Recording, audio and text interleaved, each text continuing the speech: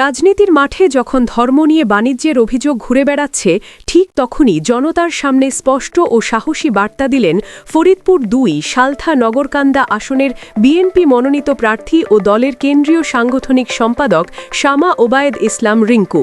জনসভার দাঁড়িয়ে তিনি জানালেন, ইসলাম তার কাছে স্লোগান নয়, বরং হৃদয়ের বিশ্বাস ও মানবতার শিক্ষা। পাবলিক হোক বক্তব্যে তিনি বলেন, আমরা ইসলাম হৃদয়ে ধারণ করে পালন করি, মাথা থেকে পা পর্যন্ত আমাদের ইসলাম, আমরা ইসলাম বিক্রি করে খাই না। তার কণ্ঠে ছিল দৃঢ়তা, কথাই ছিল মানবিক আবেদন।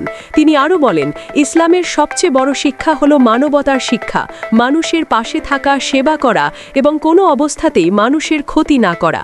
সোমবার ২ ফেব্রুয়ারি সন্ধ্যায় ফরিদপুরের সালথা উপজেলার রামকান্তপুর ইউনিয়নের বাহিরদিয়া বাজারে অনুষ্ঠিত ধানের শীষের নির্বাচনী সভায় প্রধান অতিথির বক্তব্যে তিনি এসব কথা বলেন।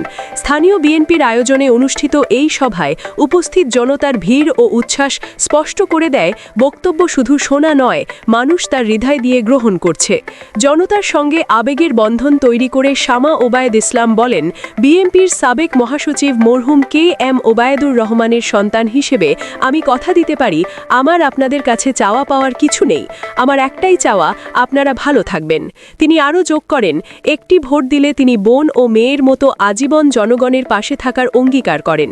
নিজের পারিবারিক রাজনৈতিক ঐতিহ্যের কথা তুলে ধরে তিনি বলেন, তার বাবা কখনো স্বার্থ দেখেননি, দলমত নির্বিশেষে সবাইকে বুকে টেনে নিয়েছেন এবং সারা জীবন মানুষের জন্য কাজ করে গেছেন।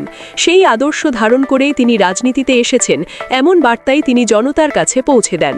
সভায় সভাপতিত্ব করেন সালথা উপজেলা বিএনপির সাবেক সভাপতি সিদ্দিকুর রহমান তালুকদার এবং সঞ্চালনা করেন উপজেলা পরিষদের সাবেক ভাইস চেয়ারম্যান মোহাম্মদ আসাদ মাতুব্বর।